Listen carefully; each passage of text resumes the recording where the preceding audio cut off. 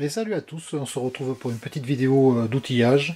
Rien d'extraordinaire, je continue à compléter un petit peu mon lot d'outillage. Euh, Par exemple, j'avais pas de testeur de circuit électrique, donc je me suis procuré ça. On en parlera un petit peu après.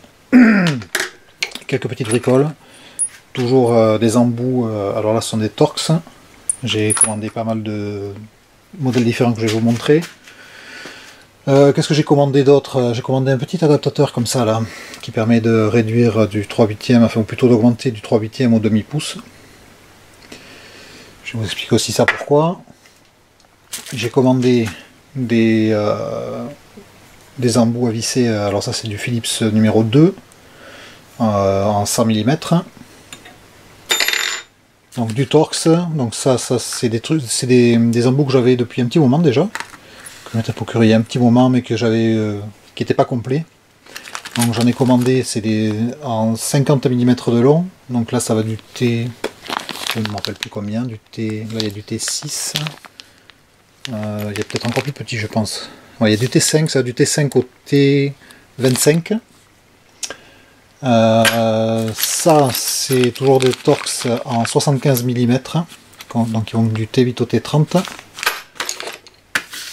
Et en extra long, donc ça c'est du 150 mm. Et je crois que ça fait du T8 au T40, 30. Et du 15. Non, du T9 au T30. T40, pardon. T9 au T40. Voilà, alors pourquoi j'ai commandé tous ces embouts? Ben, juste pour avoir des dimensions qui s'adaptent un peu à toutes les situations. Donc celles-là je les avais achetées Dexter, donc c'est la marque... si je me trompe pas, Dexter, je crois que c'est Leroy Merlin. À confirmer, hein, mais je crois que c'est Leroy Merlin. Donc celle-là, j'en avais, alors je sais plus ce que j'avais comme dimension, 15, 20, 25 et 30. J'avais oublié que je les avais en fait, quand j'ai commandé celle-là en 50 mm. Bon après, l'avantage c'est qu'elles se complètent les deux, puisque celle-là s'arrête à 25 et que je vais jusqu'à 30 avec celle-là. Bon, en comparaison, celles de grande distribution, là, elles ont quand même l'air... de meilleure qualité que celle-là. Bon, de toute façon, il n'y a pas de secret, hein, ce sont des chinoiseries, ce sont des choses que j'ai commandées en Chine. Par contre, j'ai fait en sorte de commander des embouts en acier S2. Alors, bon. Alors l'acier S2, c'est marqué, ça se voit sur le... Je sais pas si vous allez réussir à le lire.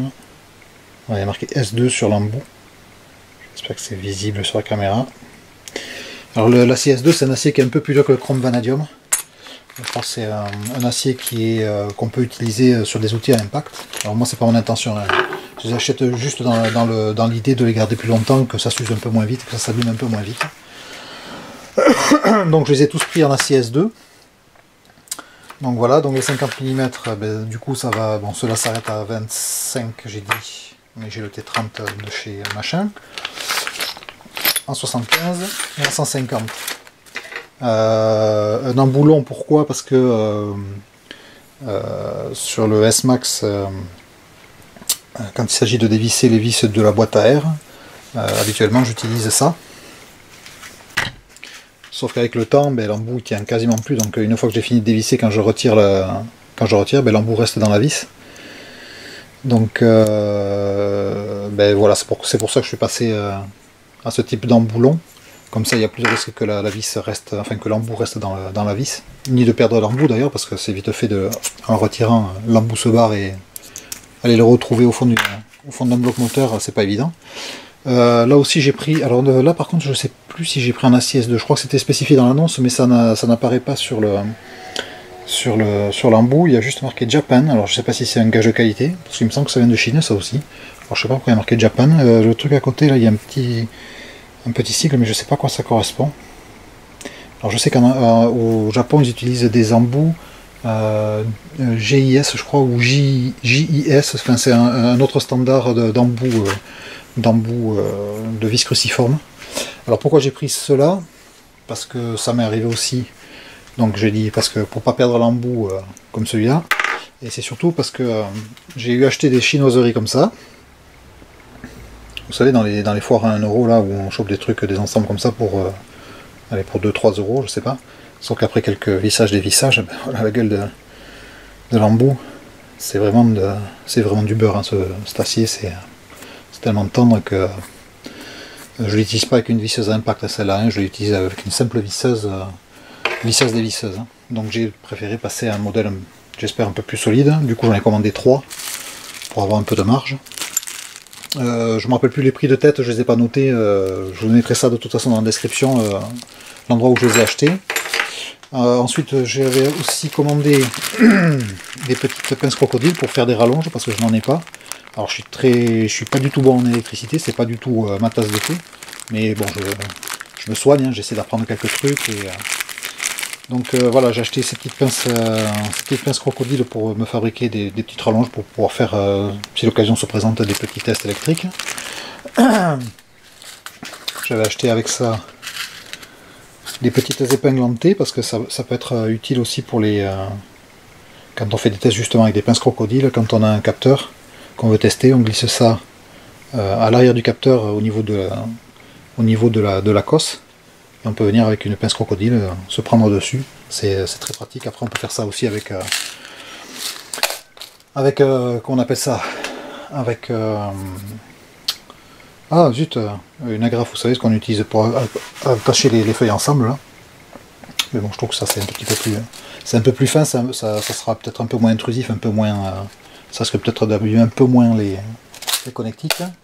Ensuite, toujours des chinoiseries, ce sont des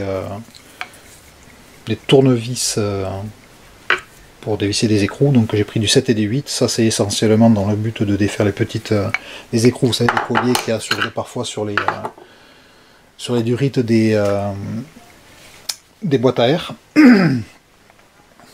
Je me suis aussi procuré, donc je l'ai dit tout à l'heure, un réducteur, ou plutôt un adaptateur qui permet de passer de 3/8 à demi-pouce.